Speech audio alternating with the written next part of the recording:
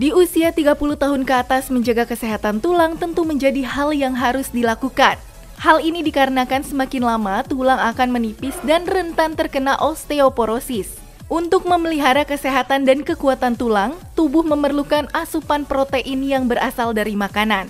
Katanya mengonsumsi kepiting dapat menjaga kesehatan tulang. Apa ya kata Dokter Vera, fakta atau mitos?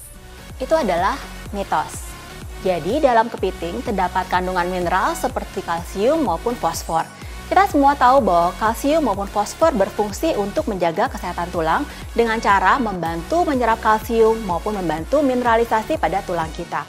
Tetapi jumlah fosfor maupun kalsium dalam kepiting ternyata hanya 20% dari rekomendasi asupan harian. Jadi tetap dibutuhkan asupan lain yang tinggi kalsium maupun fosfor. Fakta mitos selanjutnya, katanya kepiting dapat meningkatkan kesehatan mata. Bener nggak ya? Mata sendiri merupakan salah satu organ terpenting. Siapa sih yang nggak mau punya mata yang sehat? Tapi itu fakta atau mitos ya? Itu adalah fakta. Jadi dalam kepiting mengandung kandungan omega 3 yang cukup tinggi, terutama kandungan EPA dan DHA-nya. Kita mengenal semua bahwa DHA mempunyai fungsi untuk menjaga kesehatan retina pada mata kita. Dengan kesehatan retina yang lebih baik, otomatis kesehatan mata secara umum akan lebih baik dalam fungsi penglihatan seseorang. Saat hamil, konsumsi makanan menjadi salah satu hal yang penting untuk diperhatikan. Tapi bagaimana ya dengan kepiting? Karena katanya ibu hamil tidak boleh mengonsumsi kepiting. Tapi ini fakta atau mitos? Itu adalah mitos. Jadi yang pertama, ibu hamil sangat penting untuk mengonsumsi kepiting. Terdapat kandungan protein yang cukup tinggi pada saat kita mengonsumsi satu porsi kepiting, yaitu sebanyak 15 gram. Kita tahu semua bahwa konsumsi protein penting untuk menjaga agar kandungan tetap sehat dan tetap terpelihara dengan baik. Yang kedua adalah kandungan B12 atau B9 atau asam folat yang cukup tinggi pada kepiting. Kedua vitamin B tersebut akan mencegah terjadinya anemia pada ibu hamil. Dan kita semua tahu bahwa asam folat penting menjaga terhindar dari penyakit neural tube disease yang seringkali ditemukan pada saat kondisi hamil muda.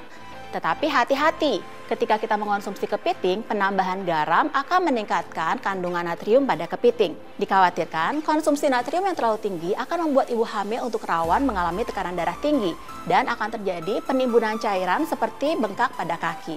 Sehingga konsumsi kepiting pada ibu hamil tidak boleh terlalu sering maupun terlalu berlebihan. Penyakit jantung masih menjadi salah satu penyakit mematikan. Berdasarkan data WHO, penyakit kardiovaskular merenggut nyawa 17,7 juta setiap tahunnya. Berolahraga mengonsumsi makanan yang membuat jantung lebih sehat menjadi cara yang mudah dilakukan. Lalu bagaimana dengan mengonsumsi kepiting ya? Itu adalah fakta.